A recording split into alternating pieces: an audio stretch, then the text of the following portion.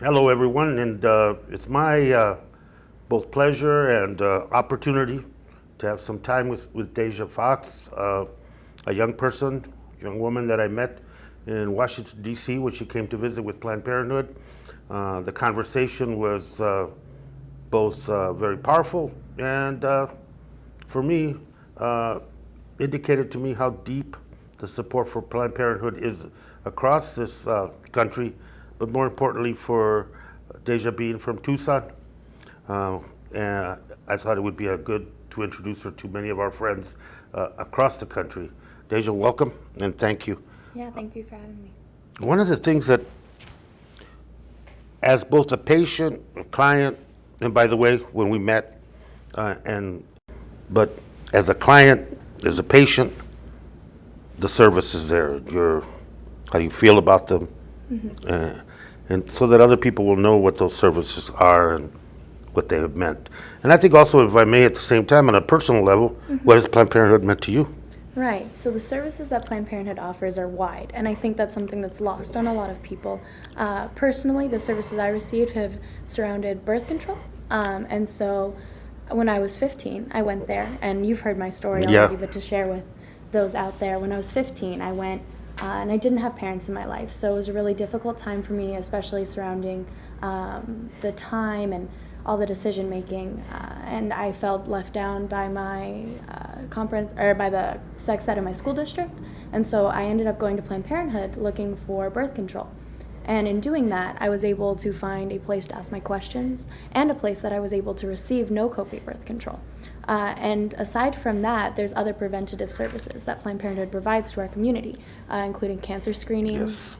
Yes. So there's just a really great opportunity for our community to utilize that resource to prevent an array of really disastrous things from happening surrounding like STIs and teen pregnancy. And so personally, it's been very impactful being able to receive those services. But I think on a community level, it's also been really successful in helping people like me. Poor women, women of color, and young women. That's A population that doesn't receive those comprehensive services readily. That's right.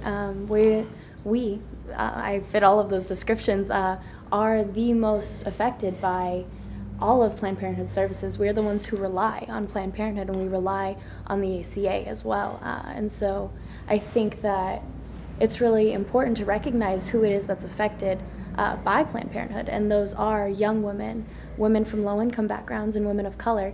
And it's because Planned Parenthood has created a space where women like me feel very comfortable and feel accepted.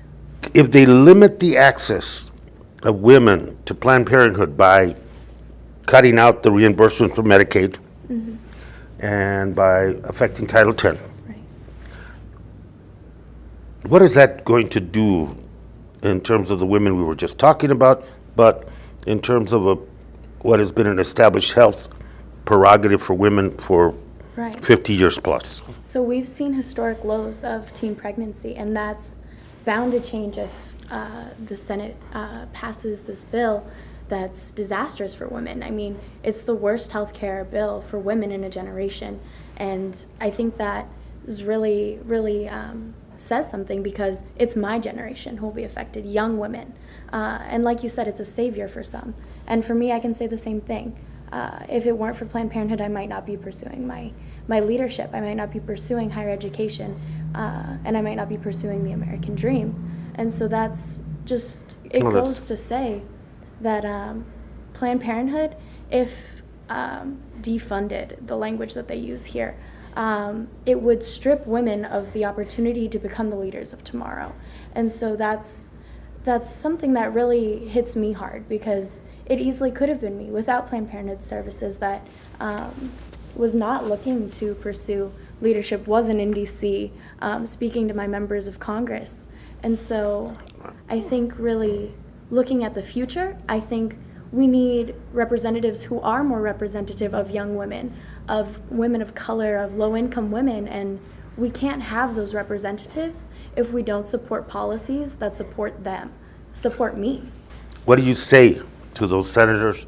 What do you say to those representatives if you had the opportunity of unfiltered conversation and no limit on time? If I could sit down with those members who are looking to defund Planned Parenthood, who are looking to make this really heavy decision about my life and about my future, I would remind them that it is absolutely real people who are affected here. It's people like me.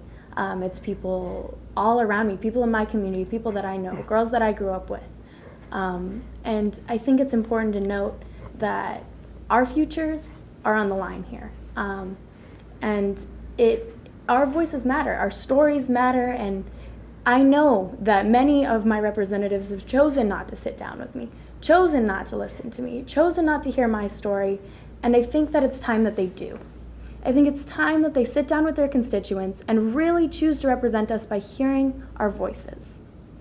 And I'd like to thank you for always sitting down, always listening, and always being a champion for your community. Well, thank you. But the depth of support, and more importantly, the consciousness of women across this nation is being horribly underestimated by people that continue to ignore this issue. So thank you for your voice, your time, and look forward to the next steps ahead. Thank you very much. Thank you for your support.